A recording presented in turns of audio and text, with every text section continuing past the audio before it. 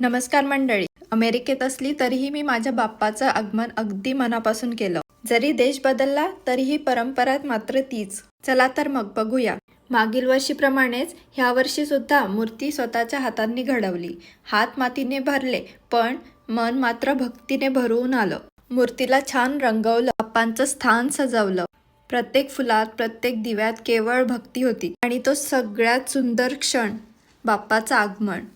डोळे पाणावले पण ओठांवर हसू होते. बाप्पा सुद्धा आसन ग्रहण केल्यावर आणखीच आनंदी दिसू लागले. पहिल्यांदाच स्वतःच्या हाताने उकडीचे मोदक केले. प्रत्येक मोदकात बाप्पासाठीचा जीव टाकला.